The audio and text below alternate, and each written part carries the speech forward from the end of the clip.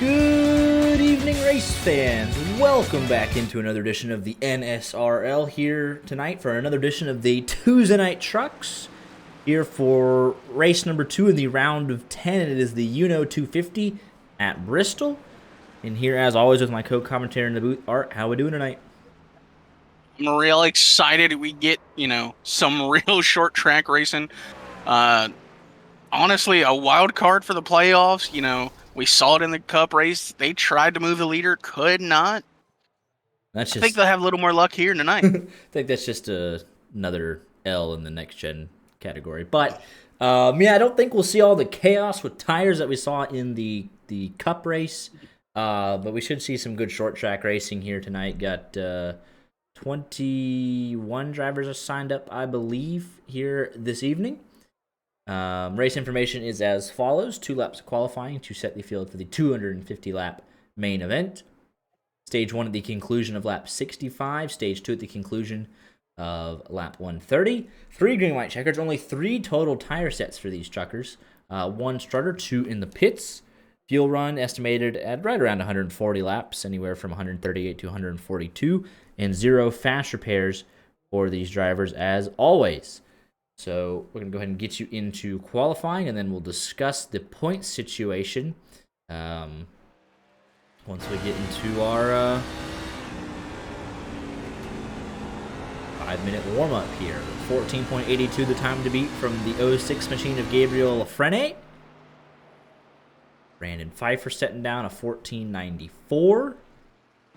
And times will come in hot and heavy. Let's go on board with one of the championship contenders, Hunter Kent, as he sets out on his lap. 14.80 on the second lap for Lafrene. His first lap, 14.78 for Hunter Kent, all the way around the bottom, shortest way around the racetrack. Second lap, little loose there out of turn number 4. And 14.52 on the second lap. So most of this, I know a lot of the NASCAR tracks got a full revamp in the most recent season updates. So got a spiffy looking Bristol Motor Speedway here, going to be under the lights, and a snap for Moynihan, and that'll end that lap before it got started. Everything looks freshly paved and from returning from the dirt, and then the baseball event that they had. They're looking real good. It's Matt Mackinell setting out lap as Bennett Allen starts his. He's going to work on the top side in 1 and 2, try and build that momentum for his second lap.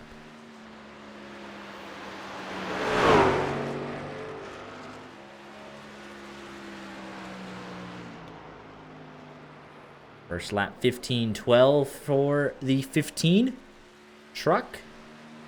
And then now he'll work on the bottom side of the racetrack all the way around. Coming across the line, second lap, 14.7. Here's Tane Hodison on his outlap.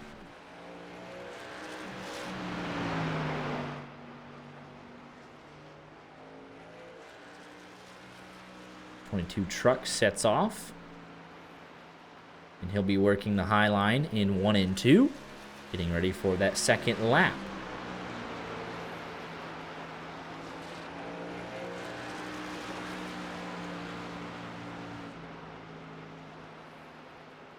First lap, 15.11. Still working that higher side of the racetrack in 1 and 2. And going to do the same in 3 and 4. So a little bit different approach there for the '22 truck second lap. 14.81 with just 6 minutes remaining in qualifying.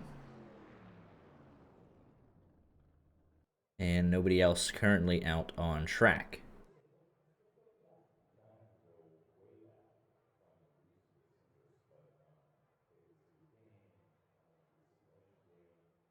Looks like I think Logan Giesbrecht will be the next one on track, as is Tommy Gossett and Diego Rodriguez.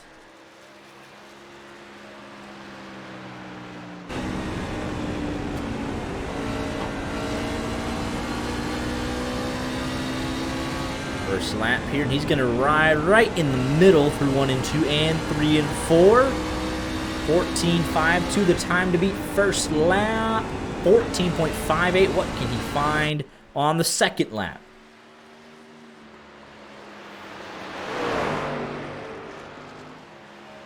Second lap completed for Tommy Gossett. Needs to pick up a couple hundredths and picks up about a tenth. 14.47. 44 hundredths of a second, the difference between him and Hunter Kent. Rodriguez's first lap, good enough for 11th quickest. With 5 minutes remaining, he'll look to pick up here.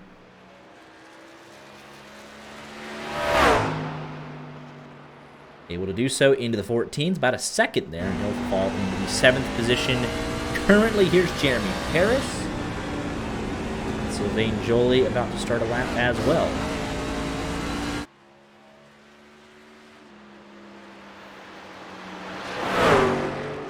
Giesbrecht, Mike McConville, also about to start laps. Jeremy Paris goes 11th quickest and then loops it. And that'll be all she wrote there for the 05.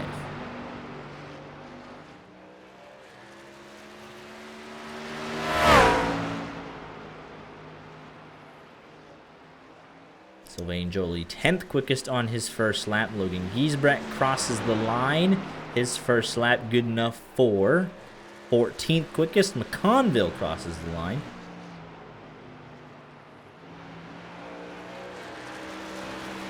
That time did not register. Giesbrecht 6th quickest. Joly 4th quickest on their second lap. Looks like he tagged the wall on both. Oh, okay, well, there it is. We are live. Had to check.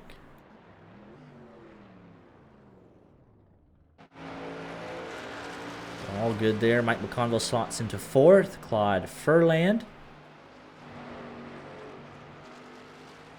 Let's see here just how quick these laps are. Already at the opposite end of the speedway, and he'll be right down here in turn 1 and 2, just like that.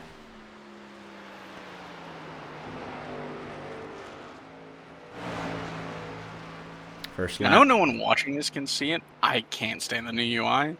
I keep up with the qualifying, like, through the, results page. Mm-hmm. And now it's just hanging over most of the track. Results. There's you could probably scale that down, I'm sure. Yeah, UI zoom. Yeah. Well, mine's in 4K, so. Well.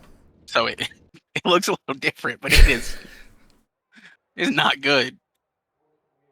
16, 17, 18, 19, 20. So yeah, it's 21 drivers here. Qualifying looks to be done. Moynihan tried to set a lap, spun out, and he has not come back out since.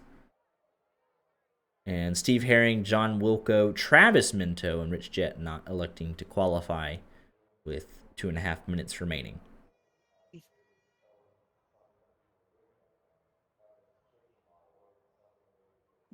It is the single pit road configuration, so all drivers will enter in off the exit, or I guess the entrance to turn 2. And they'll go all the way around and leave at the same place. They'll exit out of turn 1 and have to blend up out of the exit turn 2. The single pit road, nice and easy for everybody to understand. Should be no confusion there.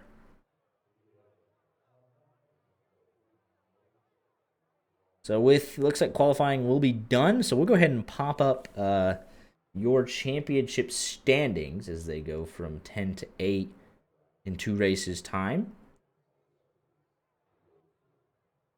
Just show you how everything shows up after Darlington, in which Tommy Gossett picked up another win and has taken the lead in the championship standings for the first time this season. By 4 points over Hunter Kent, Jeremy Paris, Mike McConville, Bennett Allen sitting there in 5th. Will Young said he moved into a new dorm for college. Connection wasn't great. Ended up dropping from the Darlington race, and I do not see him here tonight. You look at Goss, Hunter Kent, Allen, McConville, Furlan, Jolie, Lafrene, Hodison, Giesbrecht, Hulls, Rodriguez, Pfeiffer, Mackett, Pruitt, Paris, Claude, Herring, Wilco, Minto, Jett, and Moynihan. No Will Young, so you can kind of cross him off as the first exit from the round of 10. So then you got 9 drivers fighting for 8 spots, and Brandon Minto, the man on the outside looking in, by 3 points over Gabriel Lafrene.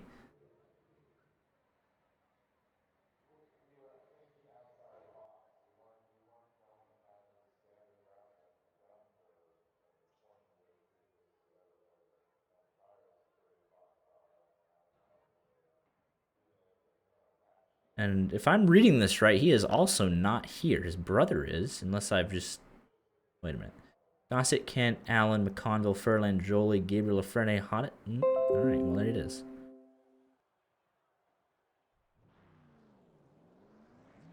Yeah, the 12 truck. Art, just back me up on this. I'm not crazy.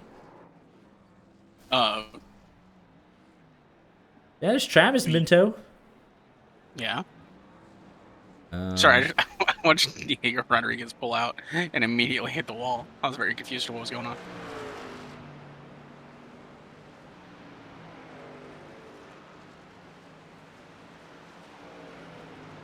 Yeah, there's 8 playoff drivers. So, well, with all of that, it kind of takes the drama out of the whole round of 10, does it not? Both drivers below the cut line are not here tonight, although the brother of Brandon Minto is here. If we look at it all caps, there's Bennett Allen 1, Tommy Gossett 2, Hunter Kent 3, Gabriel Lafrene 4, Mike McConville 5, Daniel Moynihan 6, Jeremy Pierce 7.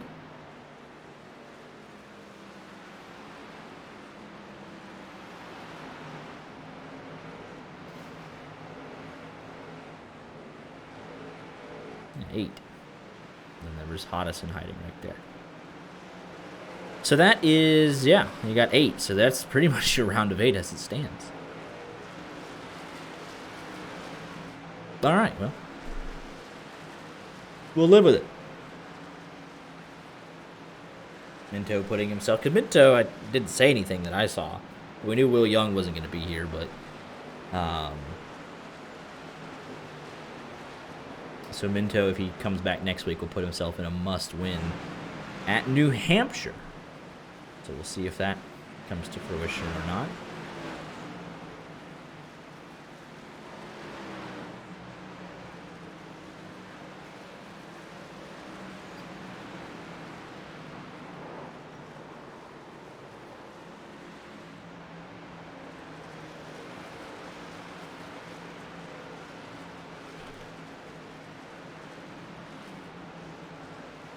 We'll get the final warm-up in, and then we'll be ready for some Bristol. Short track racing, I'll go ahead and just pick Tommy Gossett because I was looking at the stats earlier tonight, getting them all updated. 2 true short tracks that they've run at.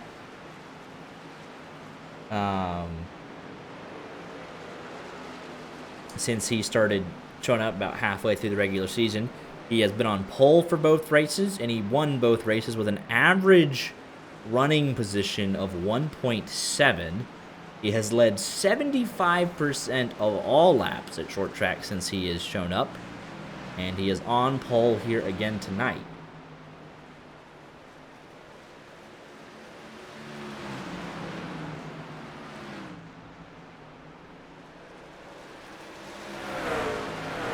So yeah, I'm going to go ahead and pick him as my pick to win. A bold pick. All right, I dug deep for that one. We'll go ahead and show some practice results. Tommy Gossett, 14.55, 5 thousandths of a second over Hunter Kent, and then about another 600ths of a second back to Mike McConville. Claude Furlan, the only other driver within a 1/10 of a second. But when there's 14, 15-second laps, those gaps add up very quick.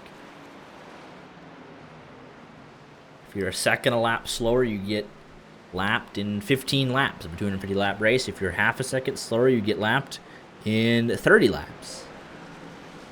So on and so forth.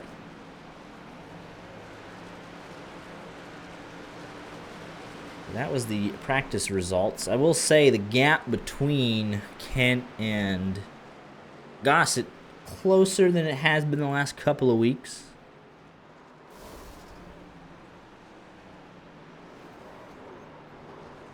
.44 of a second, not a sizable margin no matter where we're at.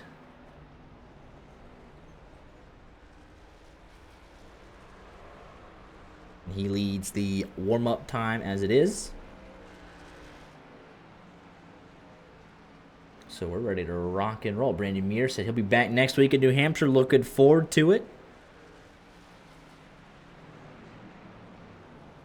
We are just about done here with our warm-up.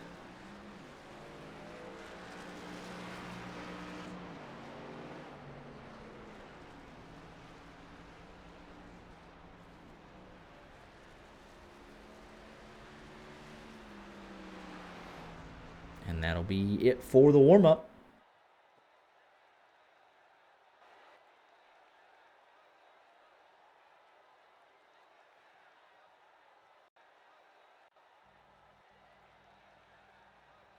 All right, who's your pick to win here this evening?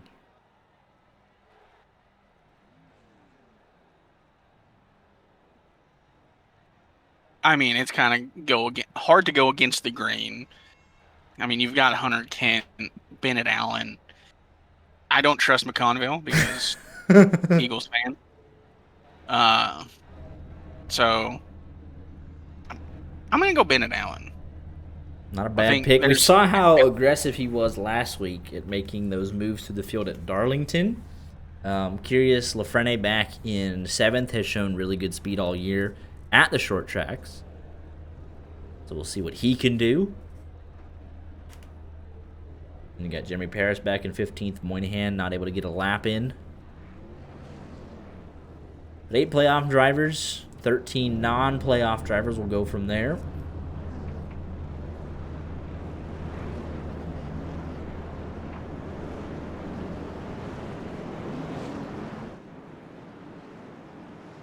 And we should get 2 pace laps due to the short nature of Bristol. All 21 trucks have gridded up and they're rolling. So everyone that registered is here.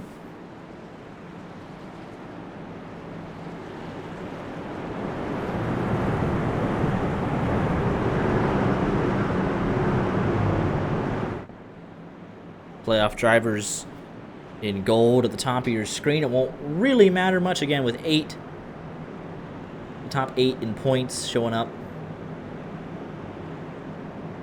Leaves the bottom 2 with a must-win situation next week if they do show up. So we'll be going green this time.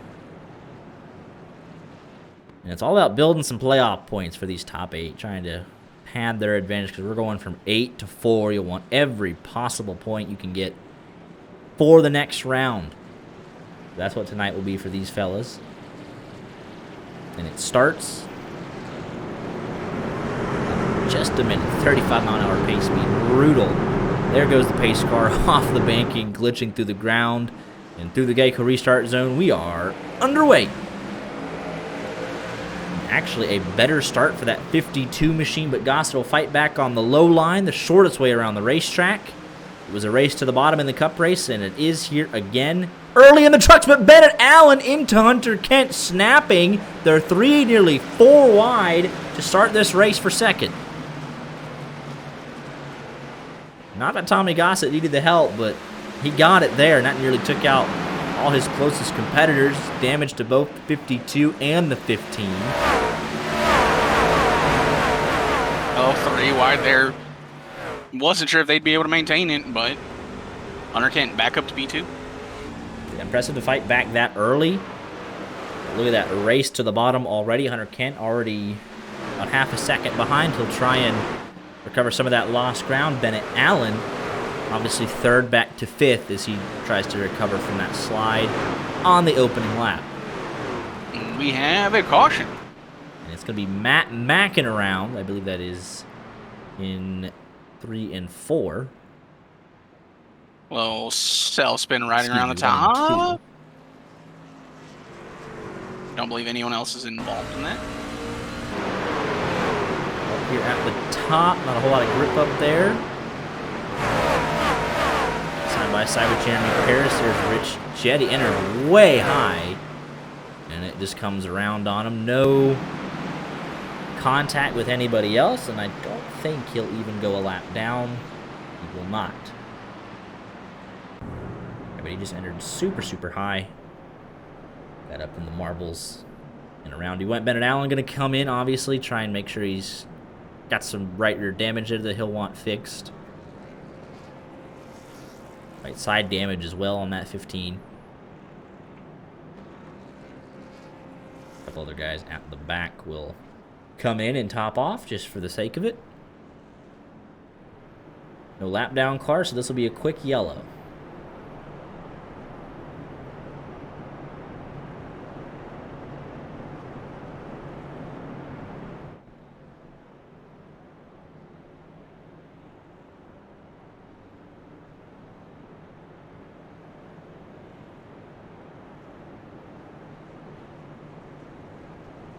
But as much as we've seen the short tracks beaten and bang, we've also seen just a lot of self-spins under braking and on corner entry, just knowing that this is a little bit more brake than everywhere else on the schedule. So we'll see if that trend continues tonight.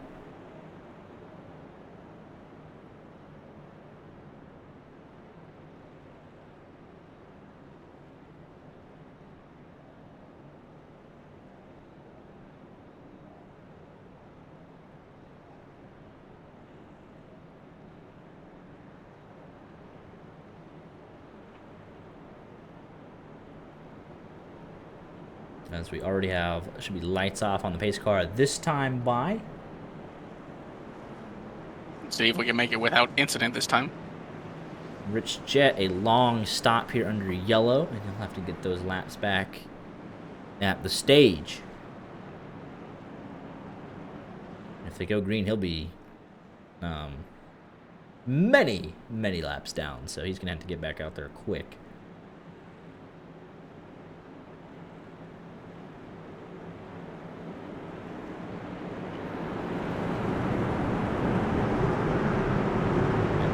On pit road.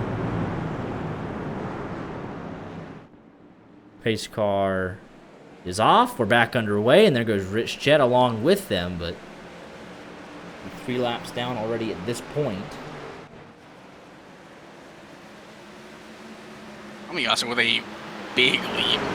Got a good jump there on the restart. 4 car lengths again back to Hunter Kent as we look through this midfield battle. Look for the driver stuck up top, see if they're able to manage for now.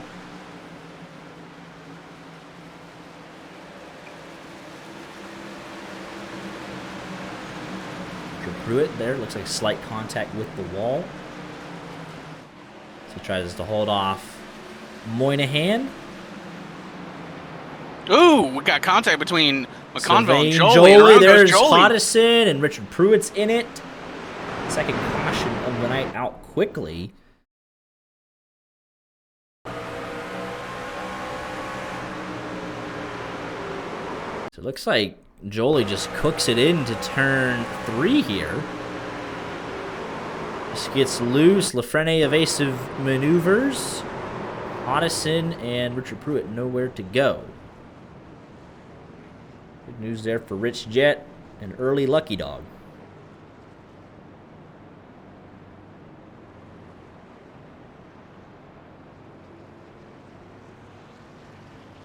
Take a look at the onboard here from Richard Pruitt.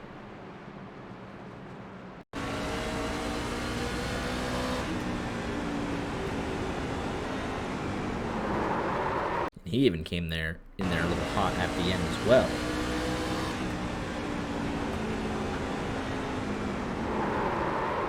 And to Hodison, so that's why Hodison got caught up in it just a little bit there.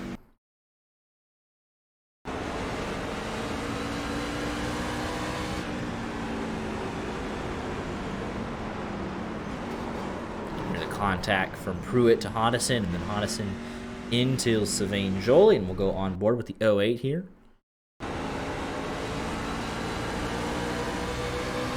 He got a great run there. off turn 2. But he lifted early and then got back on the throttle. It looks like that just unsettled the car there on entry. And we had a little bit of a controversy in the main series here. They had I think they booted at least a driver for interfering with playoff drivers.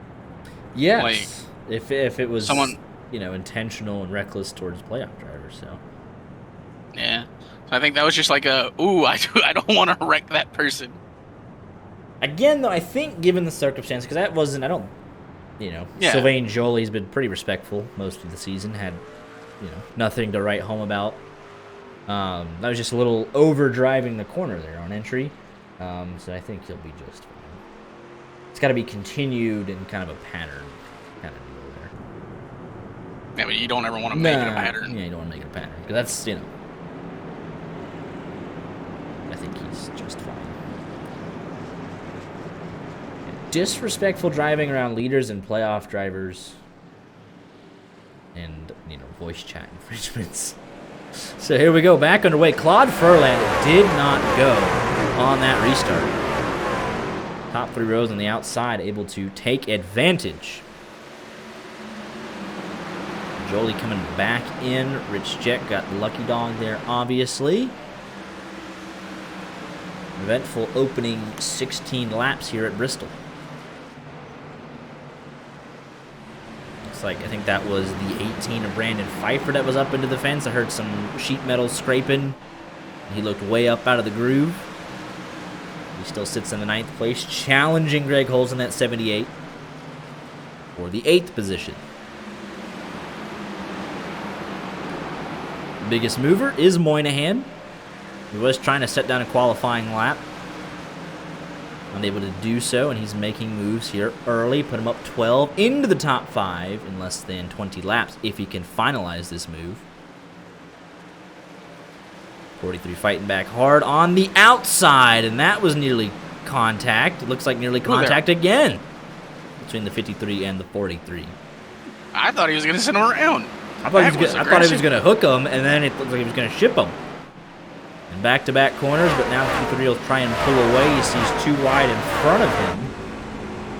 And it settles out with Lafrene keeping the spot as the top 2 scoot away from the field.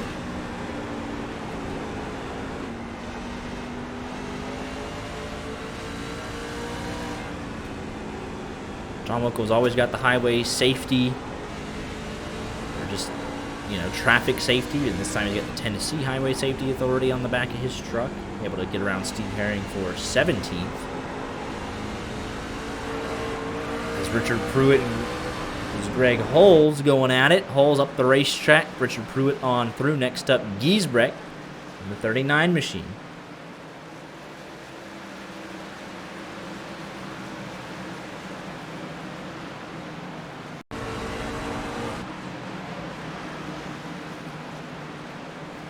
So yeah, it looks like Holes just got a little loose there and allowed the 05 and the 15 to go on by. And Richard Pruitt also able to complete that pass.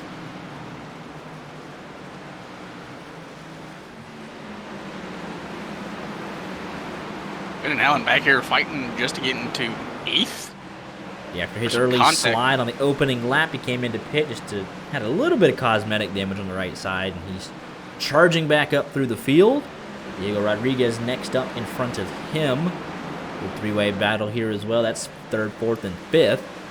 Freddie McConville and Moynihan, who's up 12 spots in the opening 26 laps.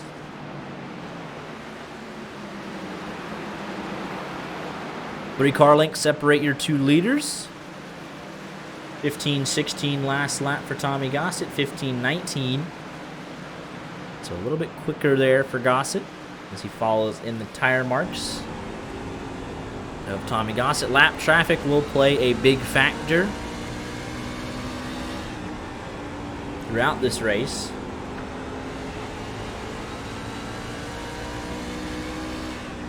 As they're already catching a handful of cars. Steve Herring and Matt Mackin.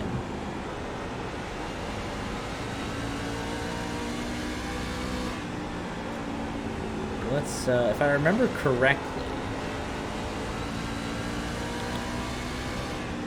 Another yellow. This time looks like it was Travis Minto. Looks like he was parked there on the exit of turn number 2 here. On board with them, he just got loose right in front of Chris Claude. And slight damage, but he was a little bit further back in the pack, so he will end up going a lap down. It looks like Matt Mackin had just gone a lap down right before that. He just tried to catch it, and then he slid up into the marbles and not able to correct it that second time. Yeah, but we'll see at time of caution. It's going to be, yeah, so he should keep that lead lap position. Gossett went on through as the yellow came out, so he should be just fine. And then that should go to Rich Jett as your lucky dog.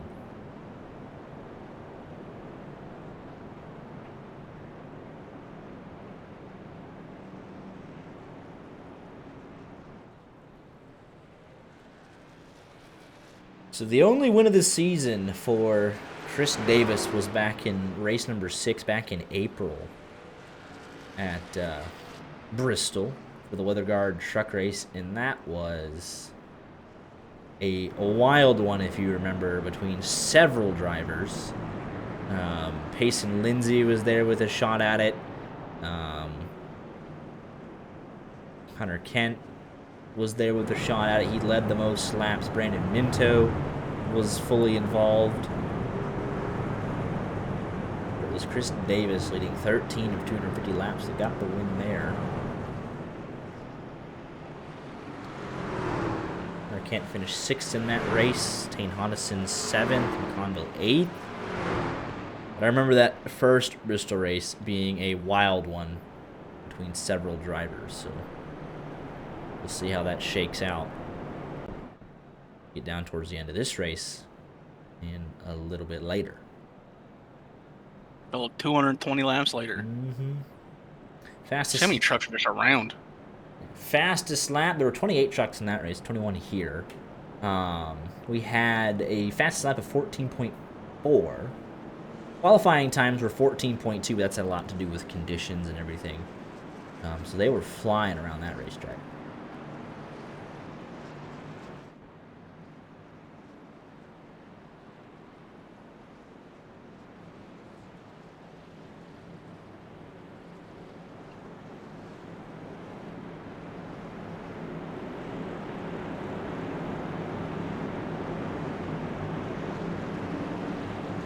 Lights are off on top of the pace car. Tommy Gossett with another restart. Top 2 remain unchanged. Another great launch for that 07.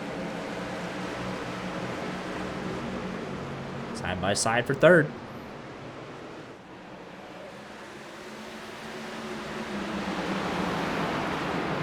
LaFrene trying to keep the momentum up on the top side. McConville trying to take advantage of the shortest way around the racetrack. These two are still side by side. Moynihan with a great view of it.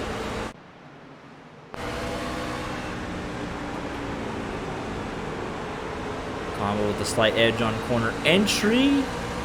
And on the exit as well. So great corner there from McConville. 06 still hanging in there. Eventually yields position to McConville. So bottom working very, very well early on for a couple of these guys. 53 the next to make it work. Here comes Bennett Allen roaring back into the top 5, or at least knocking on the door. But 06 stuck on that outside, and Bennett Allen the next to stick his nose underneath. And you just got to feel bad for these guys who get stuck up top on these restarts. Not really given the choice to, get back down. Now he'll fall back into line and immediately head towards the bottom side of the racetrack and single file back to, I believe that is Pfeiffer and Jeremy Paris, who's trying to make that outside work.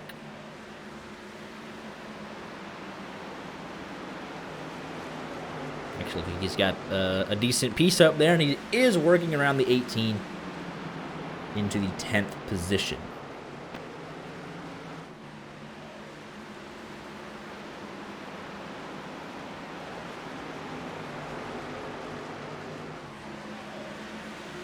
Looks like under that last caution, we did end up losing Greg Hulls, so now 20 trucks remaining.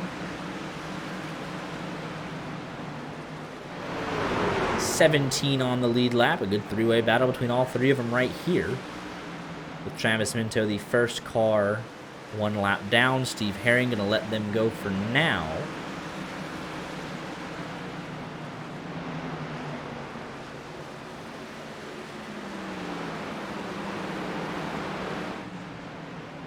Moynihan still fighting. He's up 13 spots now. Picked up another spot.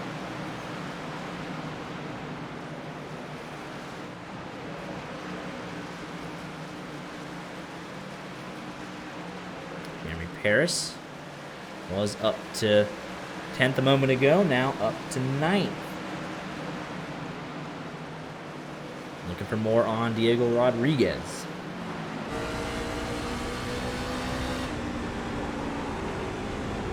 Slide there, though, from the 05. Missed the bottom just a bit.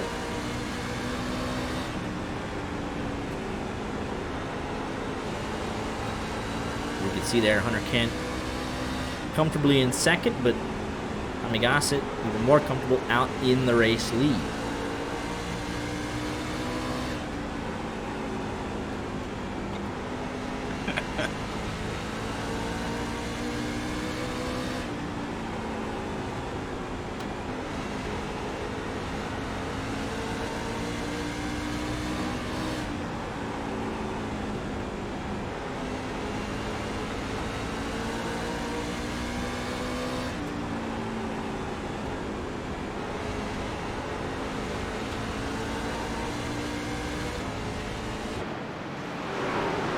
Gossett getting into lap traffic. Speaking of Greg Hulls, he's back. We're back to 21 trucks, but he is far behind now. As an upload packet loss. I wonder if it has anything to do with being in Finland. So I know he's not, but that's where he wanted to say he was from. Yeah. Good for him.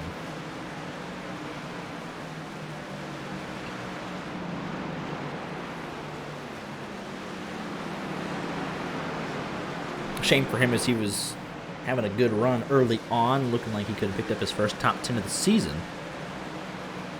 As the 05 continues to apply the pressure on the back of this 21, there's Claude Furland right ahead of that. As the 18, 24, and 39 are looming.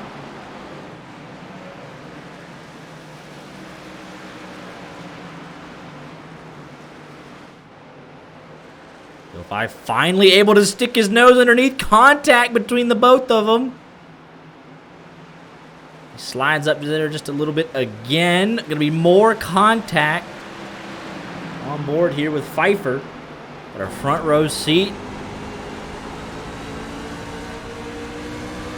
Just hold your breath. It's like, please don't involve me in whatever's going on right now. 05 slides up in front. Rodriguez trying to think about the crossover. 18 has to back out of it for a moment. Here's Giesbrecht and Pruitt. Bouncing off the wall on board with Giesbrecht. Way up high up into the marbles. That truck will not turn. He'll fall back. Pruitt continues on, takes a spot up into 11th.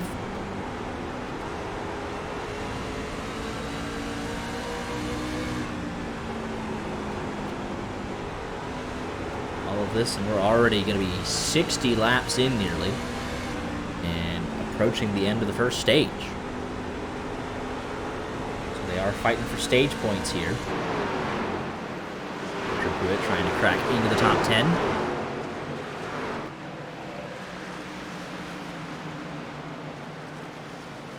As McConville under pressure from Moynihan. Steve Herring behind them in the 98, one lap down. The first truck, one lap down. Matt Mackin in danger, especially because he's got traffic in front of him. Tommy Gossett working just about half a straightaway behind as Richard Pruitt is coming in under green. Not sure that I understand that one unless there was some sort of issue, and actually it looks like there was. But it shouldn't have been bad enough to force a meatball. I didn't say he had one. Fighting there with that 18 machine.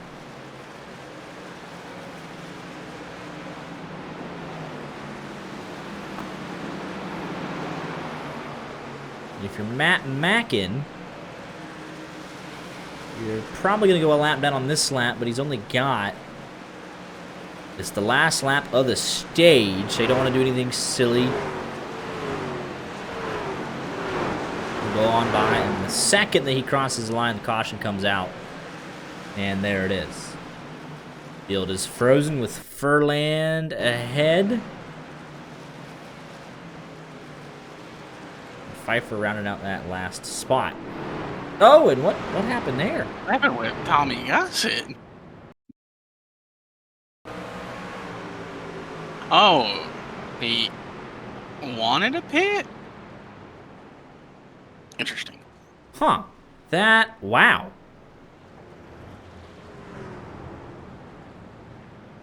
Was pit road instantly open for some reason? It shouldn't have been, right? Hang on.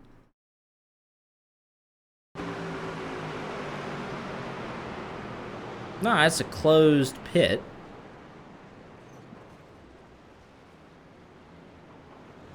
Huh.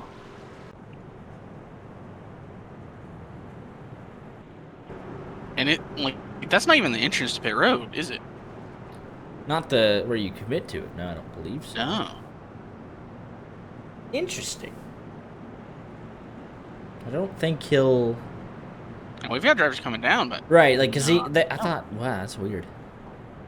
Yeah. Hunter Kent's going to stay out, all that fun stuff. And it shows Matt Mackin with a black flag. Why?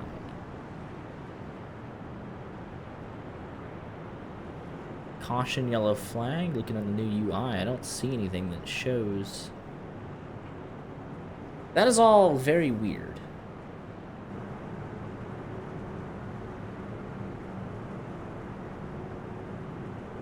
It's not going to show it here, but you're supposed to enter at the entry of turn number 2. So if Hunter Kent's going around, there's the commitment line right there. You just passed it. Or excuse me, that's turn 4 entrance. So if we just back up here. Right around, right there is where you're supposed to enter. And it was very clearly flashing red when Tommy Gossett came down. So it's not showing him as a black flag. I have no idea. And Matt Mackin did get the lucky dog, but went around one too many times. He's going to have to wait for the field to get caught up.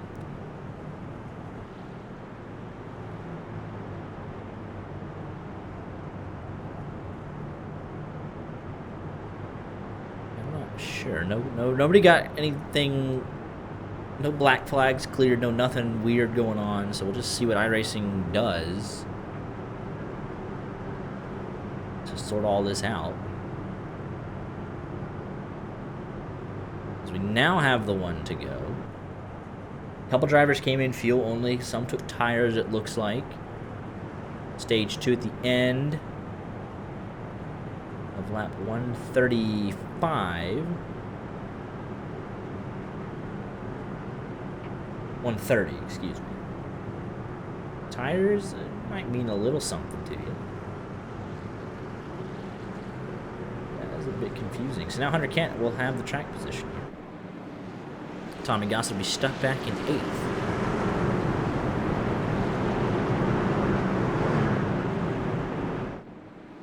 Okay, restarts. Oh no, great jump for Hunter Kent. And we're back underway. Bennett Allen did not get the best jump on that outside. He'll be under pressure here for second, but a big drive off, and he'll keep the spot.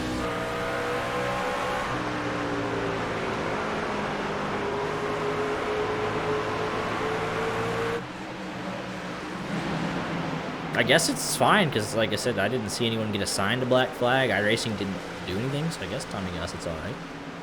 I mean, he's here competing. Yeah, He's not going to start working his way up. Yeah. It works out. I don't know. Matt Mackin doesn't look like. I guess he's okay. I don't know.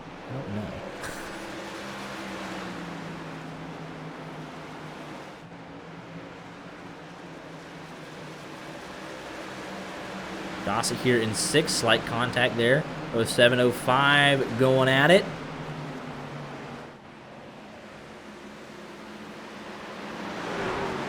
Pfeiffer with the fresh tires. Looks like he's made some hay on the restart as well, and he's going to put these two under some pressure.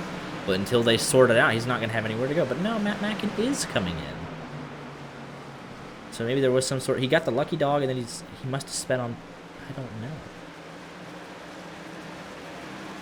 I do not know.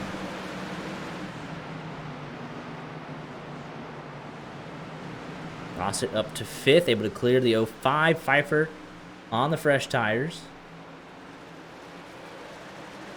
Should have an easier time clearing. And he does. Up into 6th.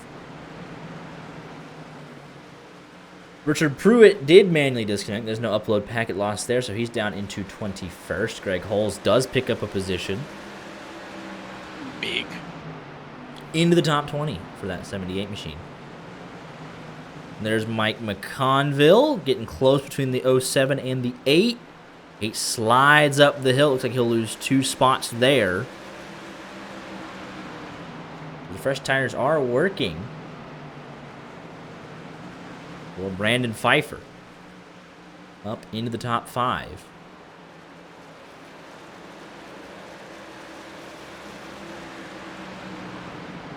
Tommy Gossett, I think, realizing that he's on a tire disadvantage, so he's just going to let that 18 get that preferred line and then drive off ahead. And he'll try and use him probably as a pick on that 53. That's exactly what's going on.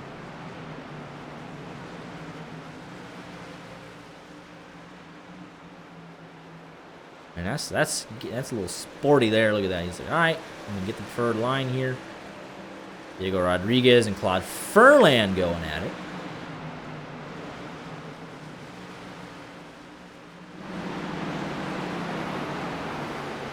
Low line prevailing for Gossett up into 4th. Let's see how Pfeiffer's going to get along here. He's got lap traffic in front of him on the low line, but he should be able to power down. Had a very shallow entry there that he's not going to want. Now he's getting pinched down there by the 1. But he'll get through the lap traffic and set off after Bennett Allen.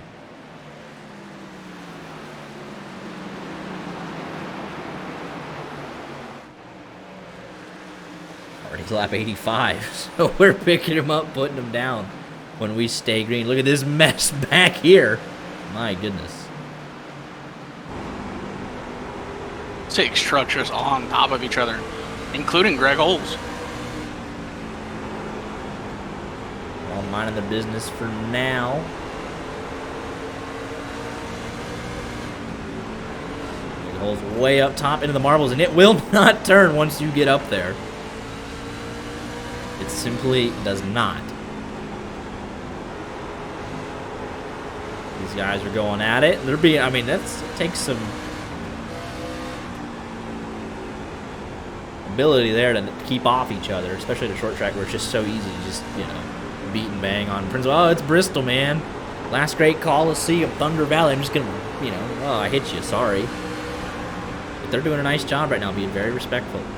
As Pfeiffer up to 2nd, he was able to pass Bennett Allen on the fresh tires. 67 lap difference in tires.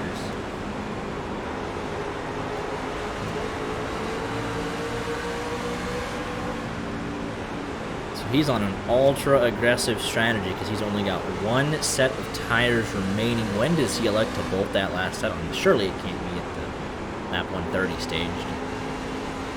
Well, maybe it can, because if nobody else is going to... maybe it can. Who the heck knows? But he's about 0.2 quicker a lap.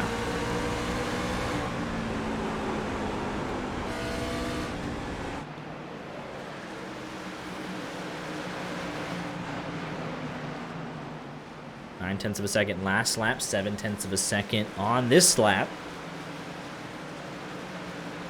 Another 2/10 quicker. Best lap so far for Hunter Kent, a 14:82, the fastest. Oh, there's a problem. That is Greg Holt. No caution. John Wilco just barely misses pit road. Wilco getting loose. Oh, man. Oh, my goodness. And it kept going. Start with Rich Shed? Or is that Wilco? Smokes, that was... it starts with Wilco, then Rich Shed, then Greg Holes. We said they'd be really respectful. And here's the battle for the race lead. It's Tommy Gossett now to the inside for third as well. And Pfeiffer looking to the inside. Hunter Kent realizes what's going on and will be right on back through. So Brandon Pfeiffer from 12th to 1st for the first time tonight leads at Bristol. And he should pick up the stage win.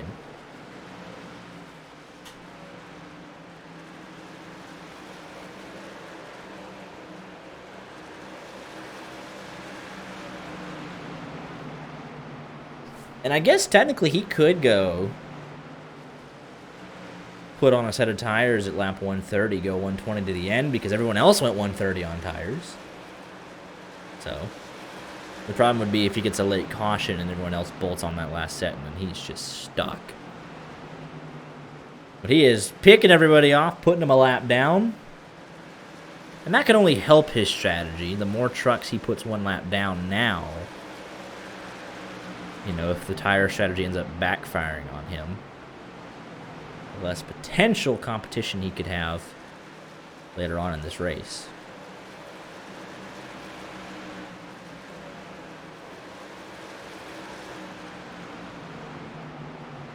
But even working through lap traffic, he was quicker than the rest of the field. That's only a 60 lap difference in tires at a 250, so...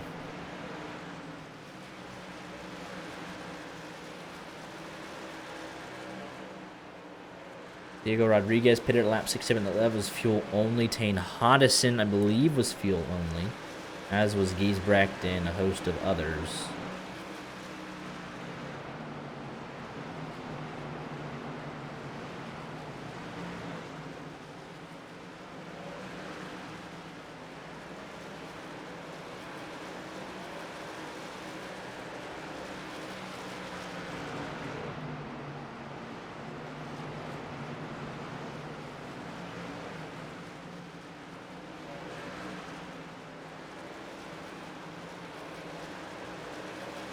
We're getting ready to lap all the way up to 12th here, with just 28 laps remaining in the stage.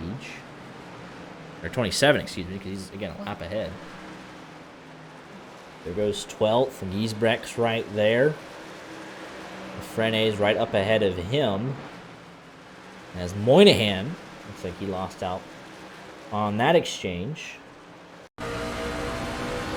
with McConville and Diego Rodriguez. He was way up in the marbles, and it just does not turn. Kind of like a broken record, but when they get that high up the racetrack, there's not a whole lot they're going to be able to do about it.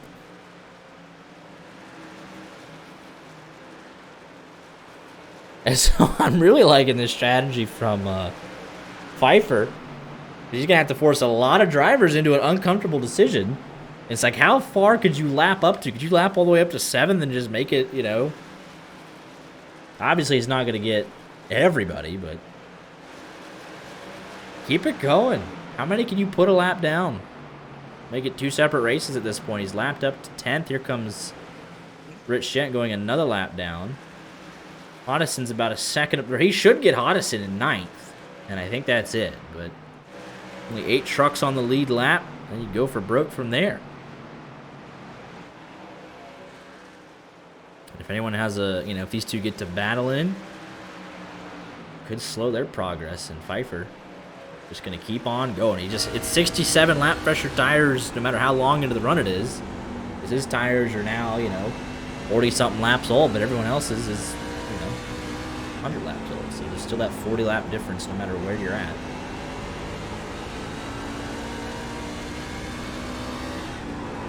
And he is still catching Hodison last lap, a 16.2. For Hodison, a 15.9. He's the only one in the 15 seconds. It's Brandon Pfeiffer, so everybody else hoping for the end of this stage here quickly.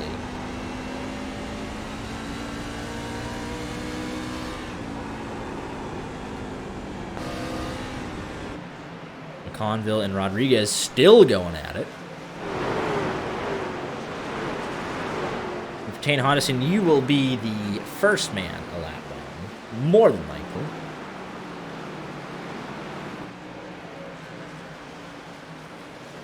I don't think he has to worry too much. I mean, if he gets to Hodison, he might have a shot at Moynihan. Right. Depends on how quickly he can clear him. Because I think if you're Hodison, you might just fight it for a lap or two. Actually, just say, hey, let's just make sure here.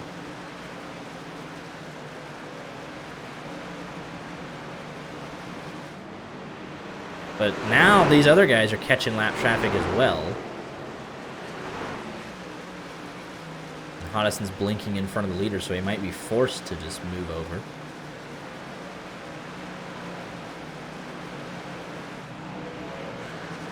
And another thing to consider, though, the fact that they are teammates. They are in the same voice channel right now, so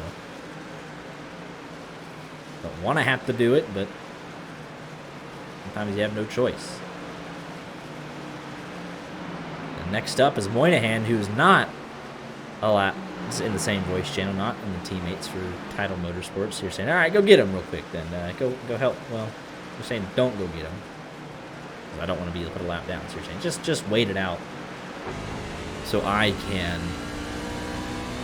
get the lucky dog. Which, honestly, it's closed a good bit. It's less than 2 seconds now. Moynihan is 16.3. And Pfeiffer is 16 flat. He could very well get there. And then his teammate's going to have to watch him put himself, stuck a lap down.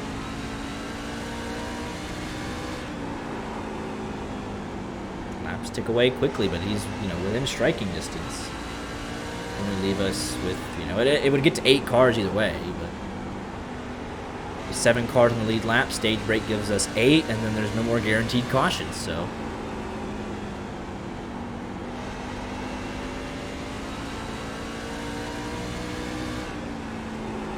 He is absolutely flying, and you honestly can back the pace off if you just want to sit here behind, and you would still win the stage. Or if you're Moynihan, do you let him pass, knowing that it puts some guys, that you're racing with a lap down permanently, potentially? Because he's right here, so. Got 8 laps. And there it is. And it's another 2.5 seconds up to Diego Rodriguez. So he should be safe without a bobble. There will be 8 trucks on the lead lap when we go back green after stage 2. And then a host of trucks battling for the lucky dog.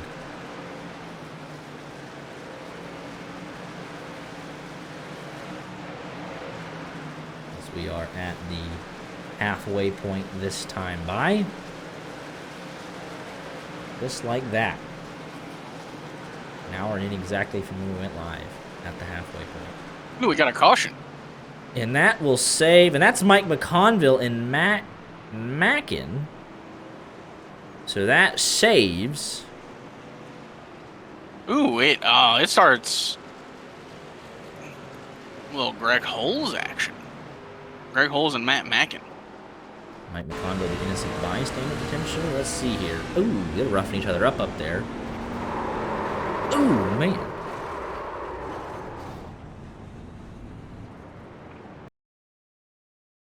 And then Diego Rodriguez right behind that. McConville trying to slow up for it and just gets. I mean, it wasn't egregious, but Rodriguez is right there, ever so slightly. And right into the side of Matt Mack and their Sylvain Jolie. And there's your race leader.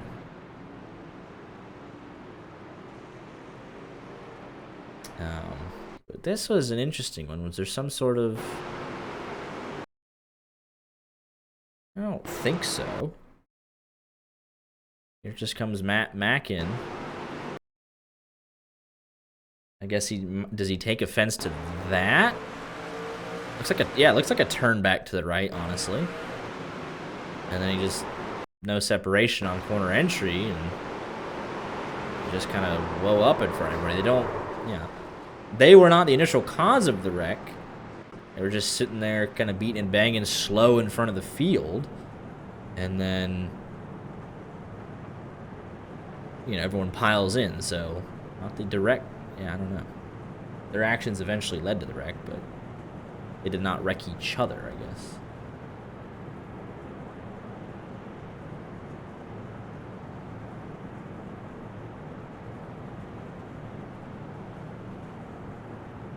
So that was right before the end of the stage. And a couple guys came in there. Looks like Paris and Rodriguez. So, yeah, you'll get the track position there with that. Or actually, because this will be... Lights are off on top of the pace car, and this is the start of lap 130.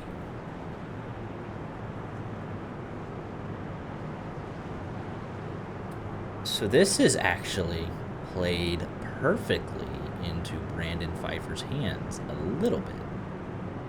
At least versus the guys that... This is interesting.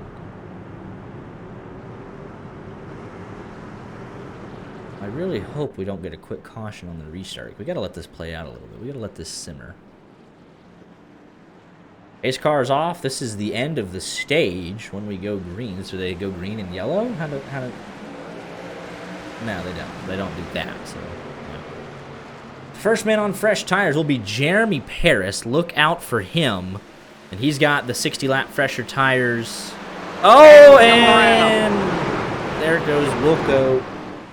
No caution, though. There's a caution. Right. Well, that was just... It's just a... See, now that was just so...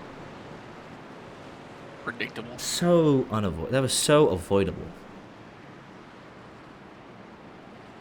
Looked like Jeremy Paris tried to get on the apron, trying to force his way around. Avoidable. And it doesn't let for any strategy, to play out. Just let things happen. I don't understand that. Personally, where are you going? Obviously, you can spin out. And Wilco trying to avoid it. And then they could have just left it green. Why'd we throw the yellow? We didn't have to throw that yellow. They had gotten it righted. Oh, we didn't have to do that. And that kills strategy. We had going here. We had guys that hadn't pitted yet. We had guys on lap 60, lap 127. But now everybody just gets the free pit stop anyways. It's like, oh, because some guys came in and pitted right before the stage end, and then it's like, oh, well, some guys stayed out. It's like,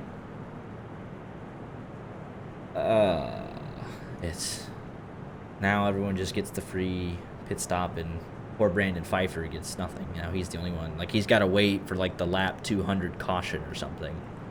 And try and get everybody back. So everybody now has one set of tires remaining. So, man, that kills the strategy. We never get to see a fuel mileage race play out, or... we just never do as broadcasters. It's so sad. But we've gotten a couple. Every once in a while, but... Just, like the end of the Bristol race, the Cup race. It's like, oh, we got multiple tire strategies converging to the finish. Caution.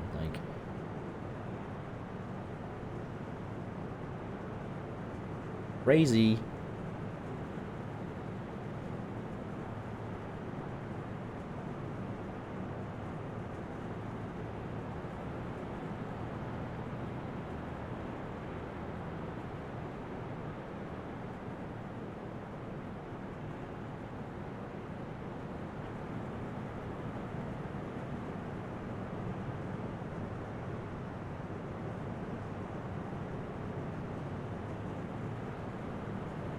Yeah, so now, yeah, Pfeiffer ended up winning the stage too. And we get a couple cars back on the lead lap with that. Or maybe not, because they were all beating and banging into each other. Because yeah, John Wilco did not get the lucky dog or anything like that. And so we'll just see what happens here. The man in first place has the oldest tires in the field. Everyone was going to want by him. And that race would have been so much fun to the end on green. But he'll go early, and that's the smart thing to do because he is going to be in for a world of hurt here very soon. Diego Rodriguez shot out of a cannon, chasing after him. Then Allen way up top. Because honestly, you probably want to get to the outside if the leader's going to take... Oh, and there goes Harris. Oh, and he's going to overcorrect in front of him. Caution out immediately.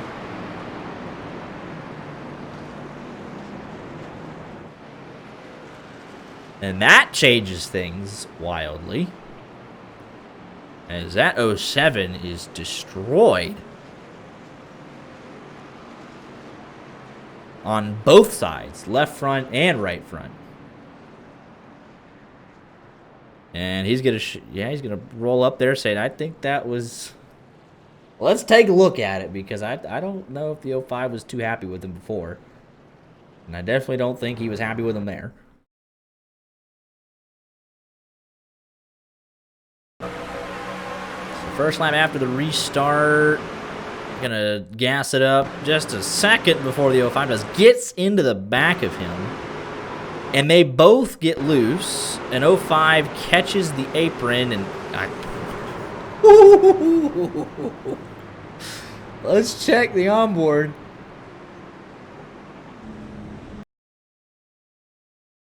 Onboard tells the story, boys. Tommy Gossett with a meatball. Gets hit there. Art, what do you think that onboard tells you? I saw it live, brother. I saw him whip the wheel right. There's really not a whole lot you could say as a broadcaster. It's like, there's no devil's advocate here. He's up off the apron. Yeah, I saw it live. I know exactly what happened, but I mean, I was just gonna let it play out. Yeah, no, that was that's short track racing, I guess. He saved that truck.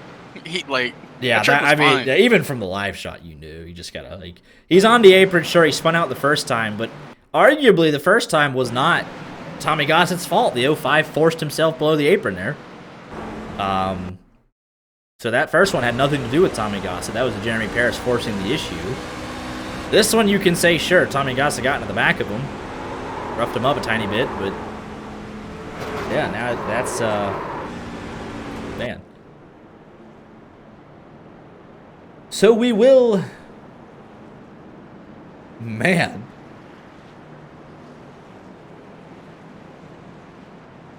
If you're everybody else, you want this race to go green quickly, just to make sure that you're going to put him as many laps down as possible.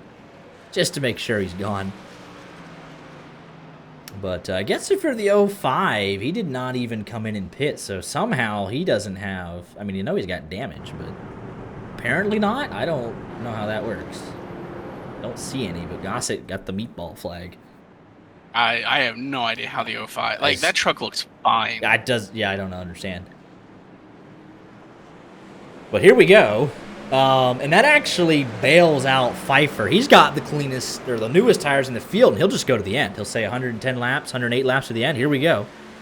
And he'll just hope for not another caution, because he's got the newest tires in the field. And it's wide open for the win. Hunter Kent has been comfortably second best, but now he's third on track. And Gossett has manually disconnected, so that's it. He's done for the night. I was a little worried about something being retaliatory. You got to be smart, though, because you're both... I mean, well, the 05 will get looked at for sure, but if you're Tommy Gossett, you're like, okay, well, I'm in the next round anyways. I've won, so let's not get suspended or anything. But here's the battle for the lead. If you're Hunter Kent, you know you've been comfortably second quickest. Can you get it done? Pick up your second win of the season. Look out for Pfeiffer, though, because he does have the freshest tires in the field. Not by a lot, but we've had so many cautions since that stage 2. It's almost negligible, but, you know, it's still there.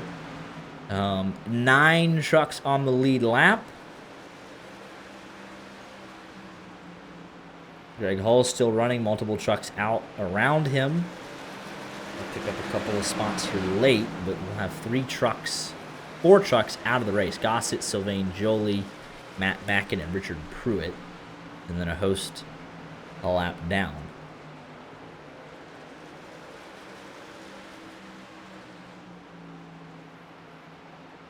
Oh, you know, stack up here behind Diego Rodriguez. They're trying to get around him. Yeah, so he was the race leader, and he's back and forth. He was the leader on that restart, but I don't think he's had the natural speed to be up at the front. And guys are trying to find a way around, and around goes the 43. He almost kept it straight, and they do. Holy smokes. Wow. I'll be honest, it kind of looked like Diego Rodriguez went up and corrected that truck. He's like, wait, don't spin. He's like, please, I wasn't meaning for that to happen. I swear, come back. He'll chill out in 4th. Hodison way up the hill might be given a warning for the connection. Pfeiffer through to 5th. Especially since Hodison is a lap down. He's battling for the lucky dog, battle for the lead. Still 0.2 of a second separating these two. Less than 100 laps to go now. And we'll be done shortly if they keep it green.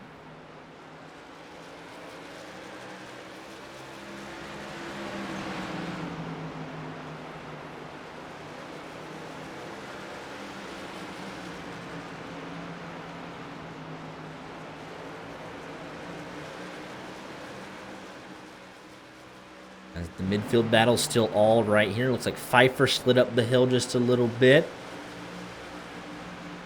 Greg Hull's onto pit road again. We'll just keep our eyes on this. Everybody's at it except for the race leaders. And with all this action, we haven't had a chance to crank it up. So we'll do that first time. We'll crank it up here for the first time tonight live on YJ Media.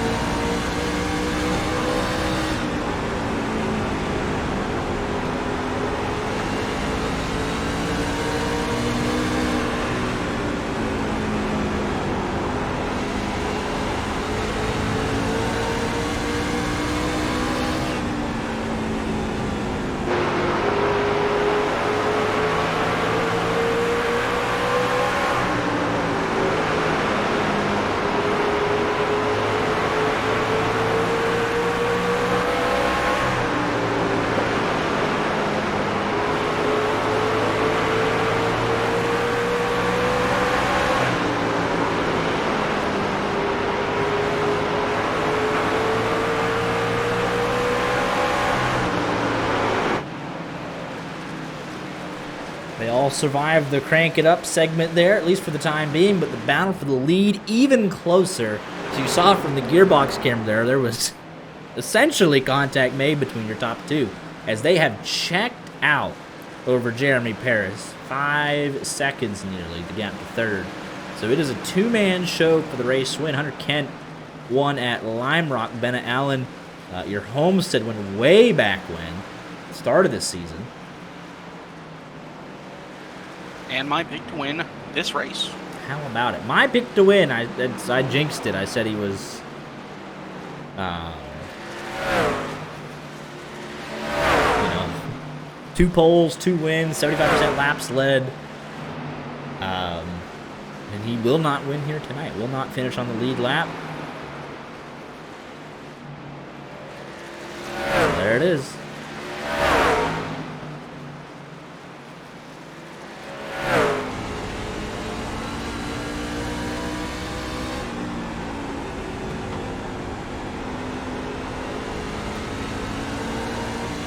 And any mistake by Hunter Kent and Bennett Allen is, I mean, literally right there is Moynihan. Moynihan having some issues. A little bit of a struggle bus there. If he bounces off the apron, Bennett Allen sails on through. If he gets loose on corner entry, he sails on through. Or if Bennett Allen uses the bumper, he'll probably sail on through. But this is immense pressure with 80 laps to go. Good on fuel. They each have a set of tires left, but there's no point. You're just going to have to hope you manage it. And your Hunter Kent, you have a slight advantage with the benefit of the clean air. Bennett Allen tucked up right behind the gearbox. Wear those tires out just a little bit faster. But he has not gotten away whatsoever. He is a car length and a half. Travis Minto yielding way for the leaders up into the marbles and somehow able to keep it off the wall.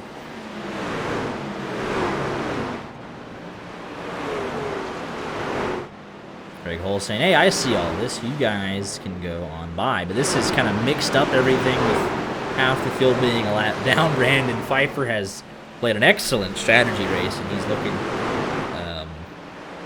potentially for a top 5 here.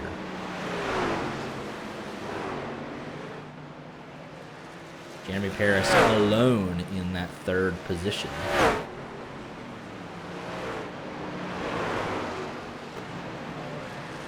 Both first and second, 15.5. The next closest would be Giesbrecht, 15.6.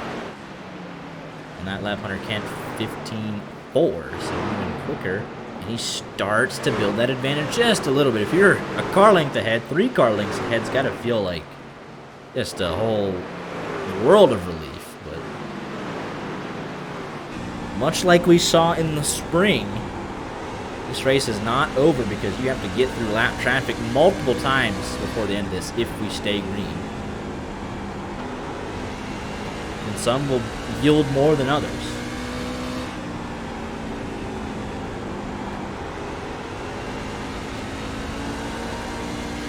Herring yields way. Next up is Chris Claude, who is probably the most respectful man in the field when it comes to letting the leaders go through.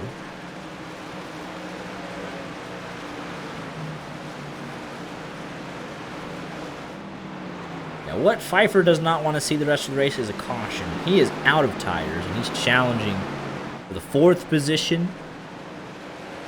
Everybody else has got a set of tires besides him.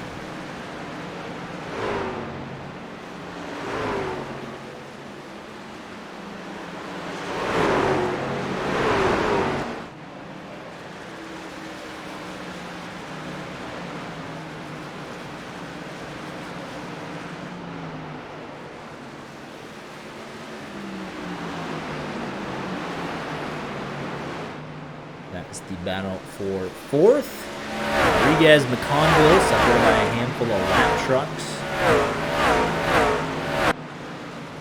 8 trucks on the lead lap.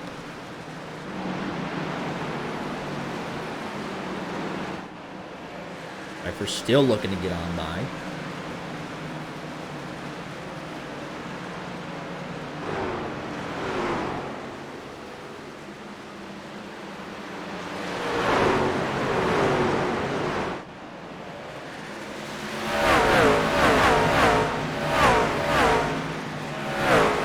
Been showing the bottom, but I think these guys are so similar on pace that they're not able to, or at least Pfeiffer not able to fully make that pass on the bottom side of the racetrack.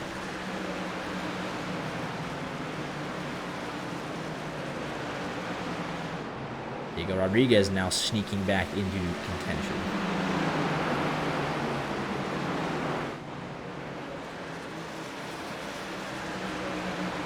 How about Greg Halls? He was dead last, upload Paglos. He is looking at a 16th place finish if he can go 3 more laps ahead of Travis Minto, who's been on pit road for a while.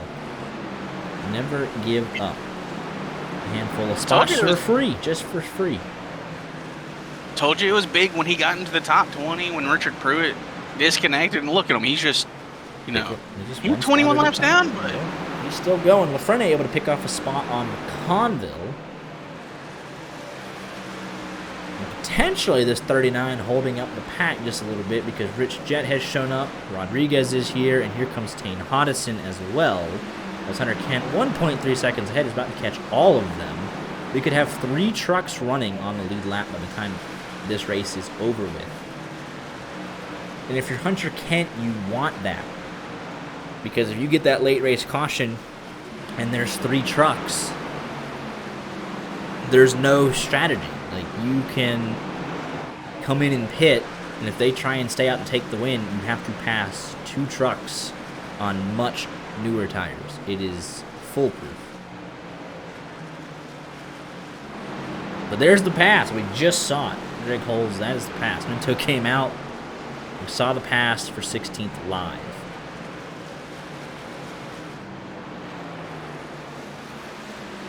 But Pfeiffer actually getting... Looks like Rich Jet is forcing the issue, or at least has a faster truck at the moment. He actually got Pfeiffer up out of the way. That allowed Rodriguez to move on through, and Rich Jet continuing the charge. He's got a pass. He's looking like he wants to make a move. He can to try and close in the top 10. Well, there's LaFrenne. Pfeiffer is right up ahead of that. We put 10th place a couple of laps down here in just a minute. It's all right in front of him. Straight away ahead. It happens because we were just talking about Chris Claude and how respectful he was of the leaders. And you're kind of just stuck on your own lap. He's 2 laps behind Rich Jet, 2 laps ahead of Steve Herring. You're just kind of, all right, well, let's just log laps. Stay out of the way of the guys that are ahead of them. Richard Bristol, they keep coming up fast. If you're letting people through, it just keeps going. And we've got a yellow. About that, it's Daniel Moynihan. And this will shake things up a little bit. Poor Brandon Pfeiffer, that is not what he wanted to see. And he'll have to suffer for about 50 laps.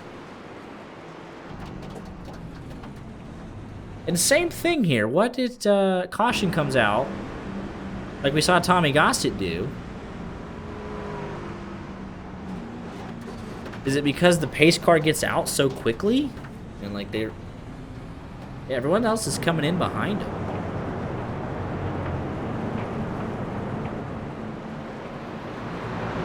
Fair enough.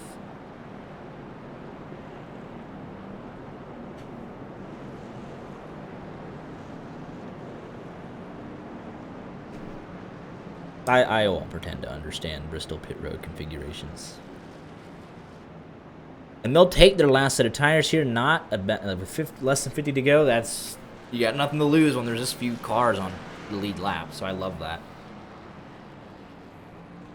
He's out and away.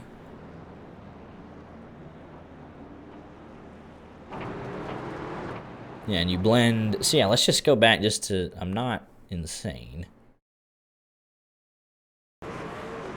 You enter kind of just the exit of 1, entry to 2, go all the way around,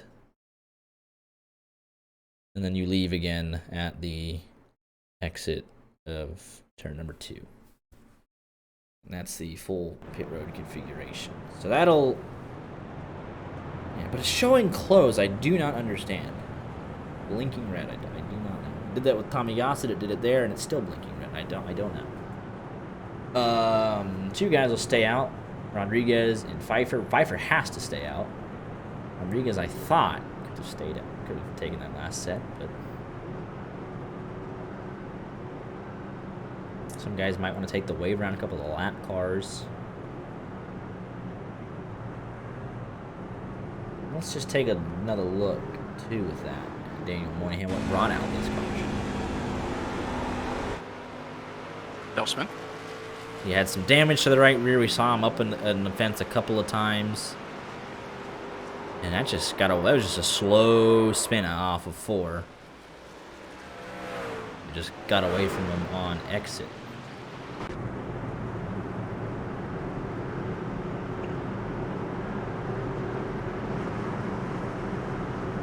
Lights are off on the pace car. We got 8 cars on the lead lap.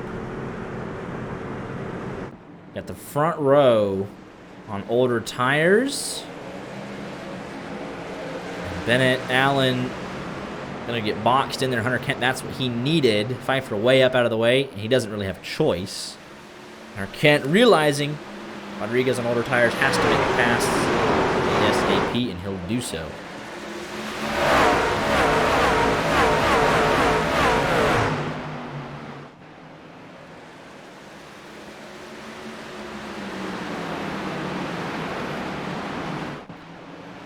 So you're looking at Diego Rodriguez, and does he have a set saved?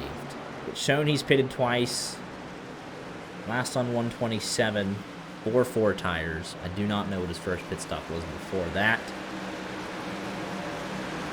If he took tires, then he's got no sets. If he didn't, if he gets a caution in 20 laps, he could potentially steal this thing.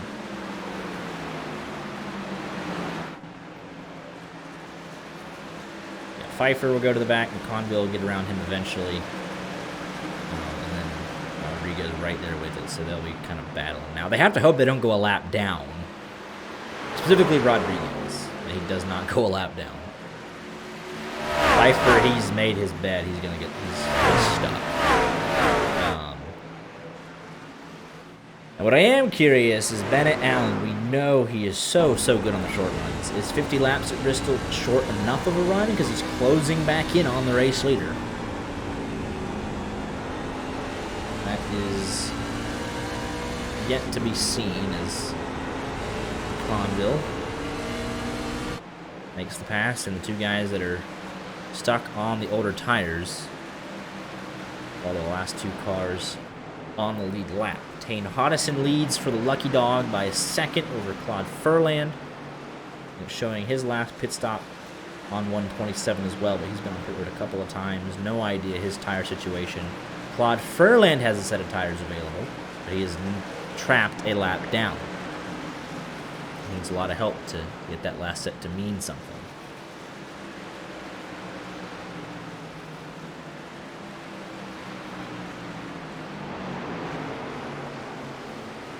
We have 40 laps to go. Bennett Allen. Last lap, a 10th quicker than your race leader. Mike McConville looks like he's got some adjustments that have helped that 8 truck. He's back into the top 5.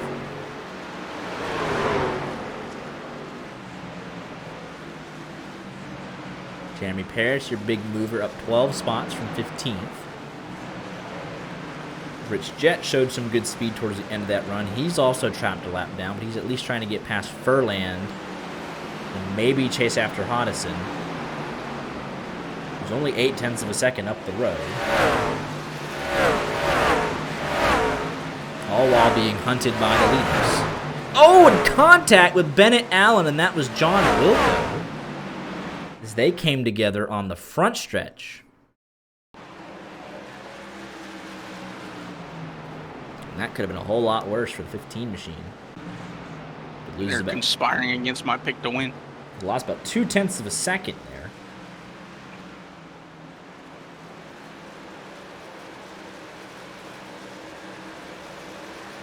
And with all that, they're going to go a second lap down with how much battling they're doing here. This is the race leader. Bichette completes the pass and then says, all right, here's the race leader. You can go on by. So that's them 2 laps down, so it doesn't even matter. And Tane Hodison's right there on the old tires. There's Pfeiffer on the old tires. He doesn't have a chance. Neither does Rodriguez. So staring 6 trucks on the lead lap. Tane Hodison 2 laps down and around he goes.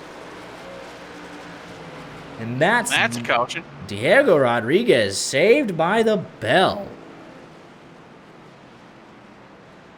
And that could be exactly what he needed.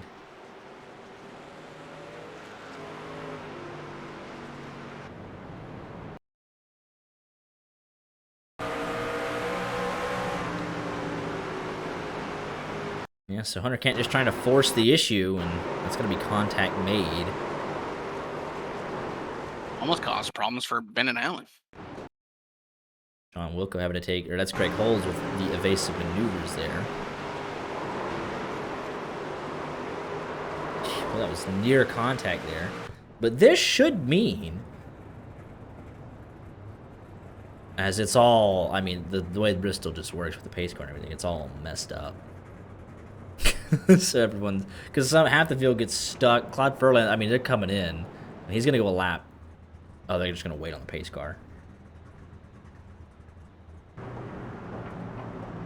And here comes Diego Rodriguez. He is pitting, so he's going to bolt on that last set of tires.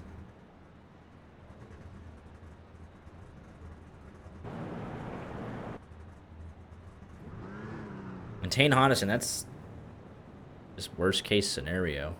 Bennett Allen is leaving. There's the pace car and everybody else. So no idea who gets Lucky Dog.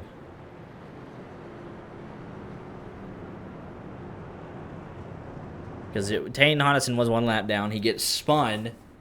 So not a Lucky Dog. And he, of course, got spun. So now 2 laps down. So that's worst case scenario. But he'll bolt on a set of tires. Was it Claude Furlan that bolted on a set of tires? But he's not. I mean, he's 2 laps down now because he had to pit. Strange, the lineup and everything.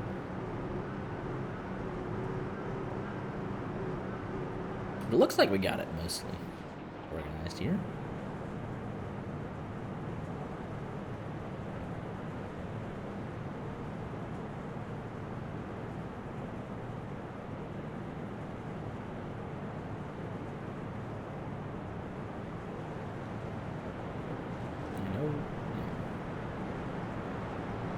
So Rodriguez will be 8th. He's got he got his tires on. About 20 laps newer, so he'll get around Pfeiffer pretty comfortably, and he's got 6 trucks in front of him with a 20 lap difference. Coming to 28 laps to go. 29. Here we go. Could be the final restart of the night. And at this point, though, everybody's out of tires. So it's pure survival. Go out on a limb and say it's not going to be the last restart of the night. Let's see how aggressive, especially this 21 machine, because he's already got past Pfeiffer. And now, how quick can he make these tires work for him? Up to 6th. Should complete this pass on this side of the speedway.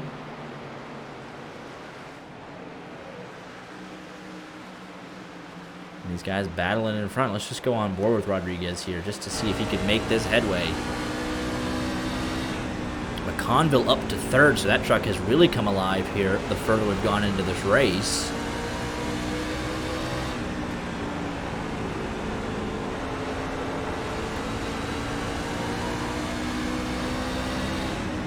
Kent's comfortable out ahead.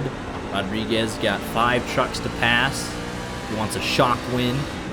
20 lap fresher tires. Can he manage them?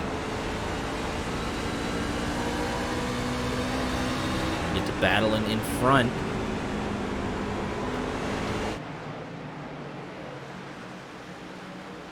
Right now having to hold position. Claude Furlan, the lucky dog, with his fresh tires. He's hoping for a caution to get back on the lead lap. But he's got Tane Hodison all over him.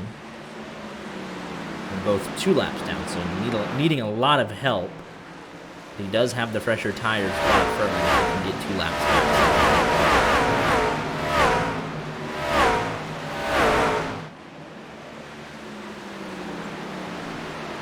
Rodriguez forced the issue here, and he's going to move that 39 up the hill.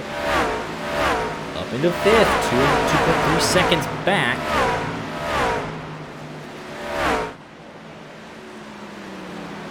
He's got to set up 3 passes, kind of one at a time. There's nobody else battling just yet. Look at the mess behind him.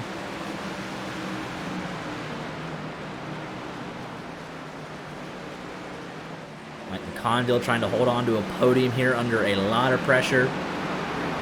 21 laps to go. Are we sure that Diego Rodriguez had tires? He did. I mean, he's a tenth faster than Conwell and Paris, but he's slower than Allen and Kent. Or he's like running with Allen, but he is definitely. Oh, he got up into the fence there. So yeah, I noticed because when he was leading the race, he qualified down in 11th, so he didn't have the fastest truck here tonight. Got up into the fence there. And 20 laps, not the biggest difference, but he was able to make some headway as they battle in front of him. I mean, it'll be a top 5. And McConville into the fence. He can get up to 4th here. Yeah, it's not the 60 laps that we saw from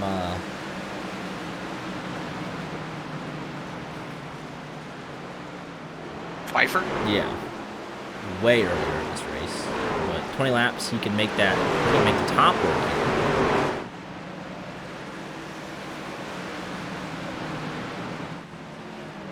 So there's a potential podium finish in it for him. And 16 laps to go. He's got Jeremy Paris. Same between him and his first podium of the season. Here comes Giesbrecht and Furlan going at it. Moynihan and Wilco.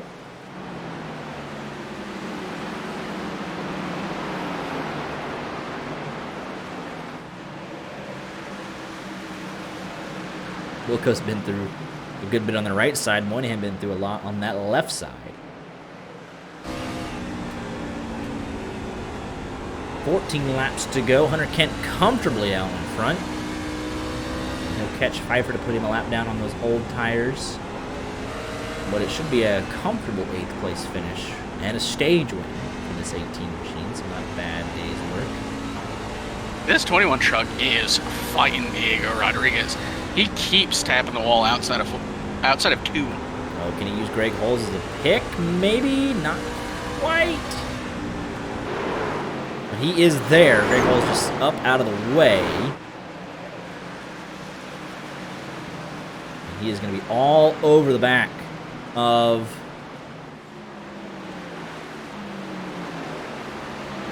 Jeremy Paris here. For his first potential podium. He can turn down to the inside. He's got the preferred line. Have to throttle up. He does have the fresh tires, but Paris fighting back hard on the outside.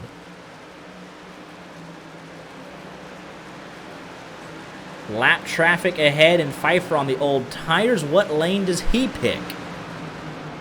And right now it's the low line, but back up top. Back to the low line. So right in front, and Rodriguez not happy. And he's going to take out Jeremy Paris as a result. Late yellow as Rodriguez just drove through him.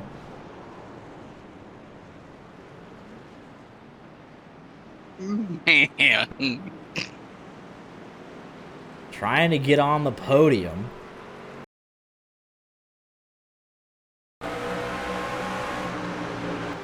I guess you could say if you're Pfeiffer, you're like, hey, Jeremy Paris is closer to me entering turn 3, so he gets the advantage. And he just shipped him up the hill right into Jeremy Paris.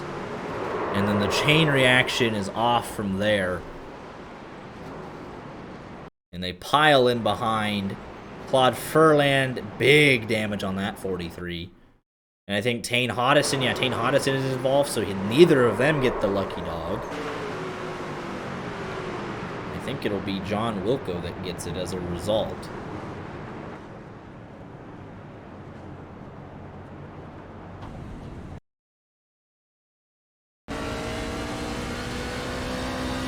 Board here with Furland.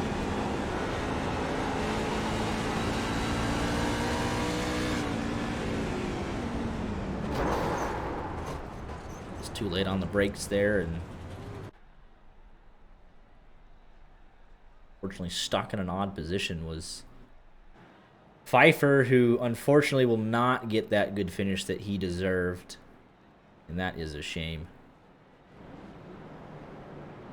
So with that, gotta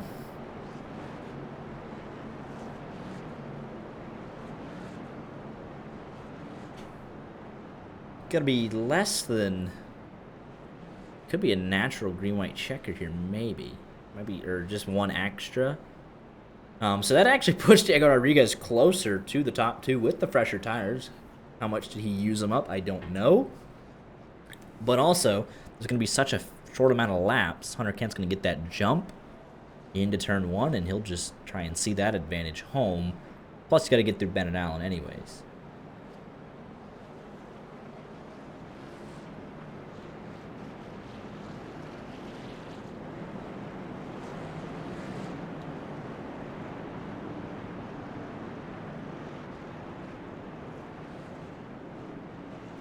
So it's going to be 3 laps to go. Not quite the green-white checkered, but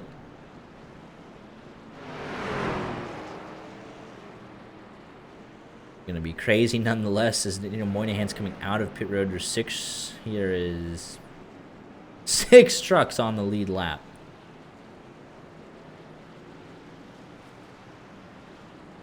It'll be a 3-lap shootout. Pace car is off. Great jump for Hunter Kent. Bennett Allen did not get the best restart. Rodriguez on the fresh tire is going to try and see this through to second. And he's going to clear up. He's got to clear up if he wants a shot, but he gets loose. And that should be all Hunter Kent needs to see as they will battle for second. He needed to clear him that time by 2 laps to go just like that. Allen's still going to try and work that high side with the momentum. And he'll eventually get clear himself. That battling all that Hunter Kent needed to do. White flag race is official. As the top 6 all battle for position. Coming to the end here. But Hunter Kent, comfortably the best car in the entire second half of this race. And he'll win. Second win of the season. Bennett Allen and Diego Rodriguez round out the podium. McConville, Lafreniere, and Giesbrecht. And that is your lead lap finishers. What a race. What an insane race indeed.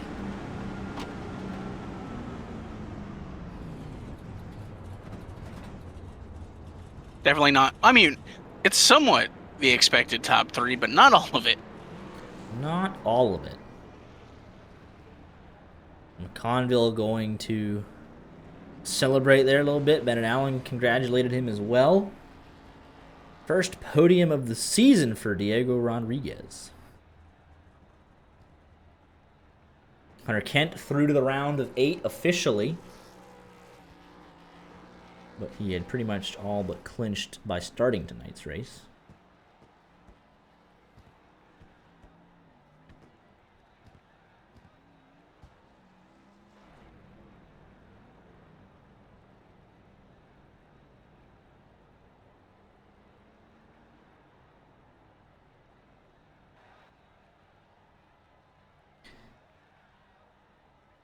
And let's see when we got him in here. Looks like just a second. No one? All right. Pull this up real quick.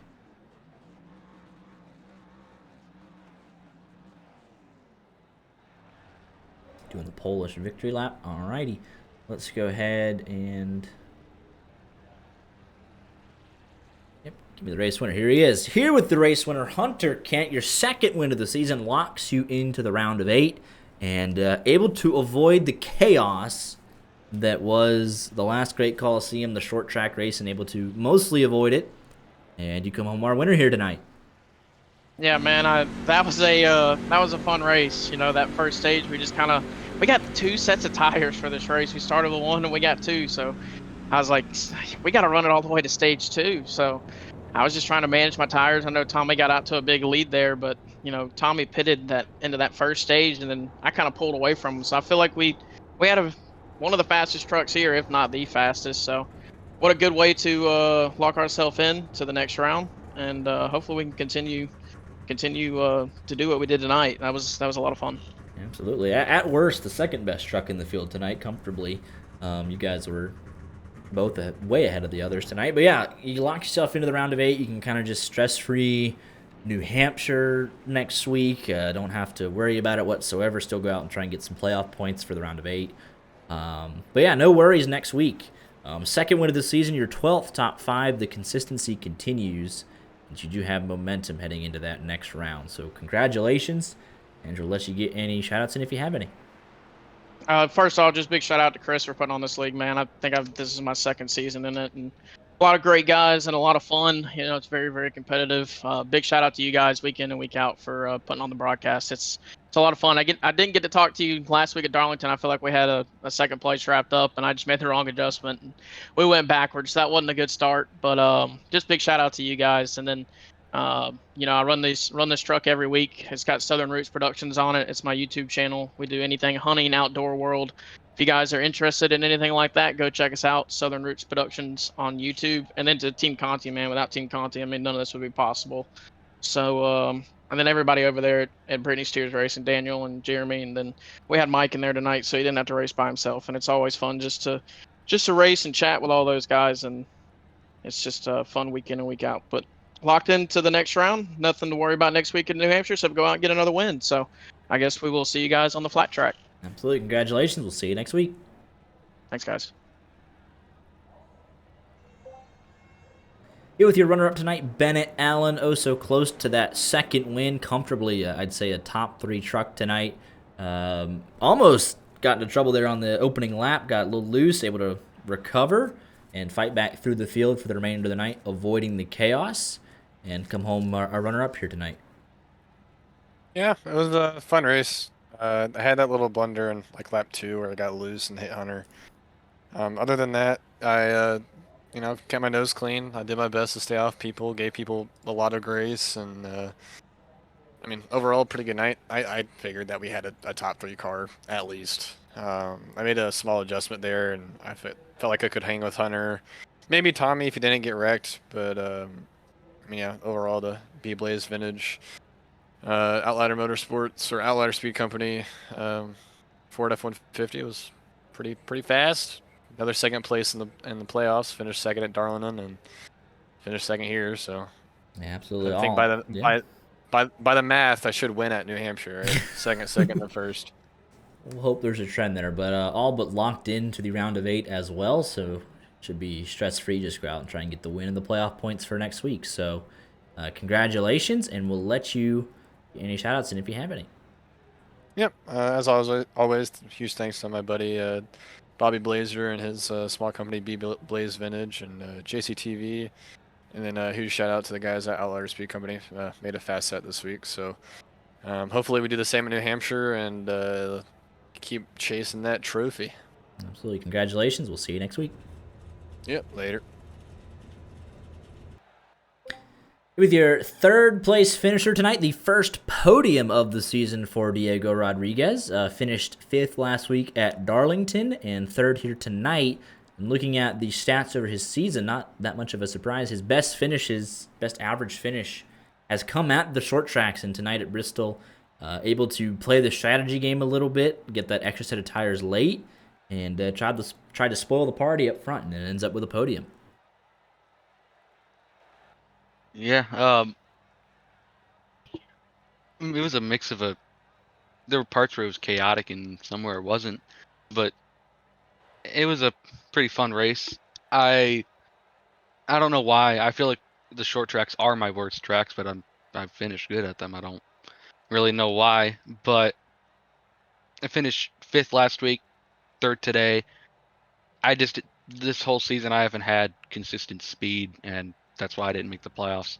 But if I did, I think I'd probably be in contention for maybe getting to the next round.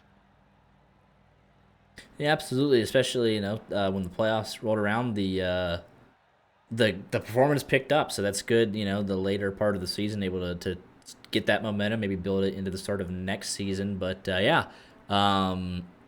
like you mentioned, the first half of the race a little bit calmer, and then we had some tire strategy play out there, and got a little chippy in the second half of the race, and able to survive most of it, and then come home with your first podium of the season. So congratulations, and we'll let you get any shoutouts in if you have any. Dudes over at Title, Tane, Logan, Aiden, and Brandon. That's it. Alrighty, well, congratulations, and we'll see you next week at New Hampshire. Thank you. So both Bristol races, absolutely insane. The short tracks, man. And we head to the flat track. New Hampshire, just difficult, in my opinion. So I never loved it. It's flat. It's semi-short trackish. I don't know. I just never liked it. But Tommy Gosper looked to rebound there. He was the points leader coming into tonight. And it'll be back to Hunter Kent for next week to close out the round of 8. So looking forward to that. So we'll be back next Tuesday at New Hampshire. Art, any final thoughts? I mean, it was honestly kind of your typical Bristol race. So we'll see, what carries over to next week. Yeah. See if, might be any hot heads. But then again, check the penalty report too for tonight. See who's got the at faults and all that good stuff. So, we shall see. But finishing results: 6 trucks on the lead lap, all separated by 1.4 seconds. Moynihan, first truck, 1 lap down, and then the race of attrition hit hard for everybody else. You can see it there, all the way down to Richard Pruitt, 190 out of 250 laps down. So that was the 21 trucks to do battle at the last Great Coliseum. We'll head up to New Hampshire and see who gets some laps to next Tuesday. So be sure to tune in for that for the conclusion of the round of 8. Y'all take care, and we'll see you next week.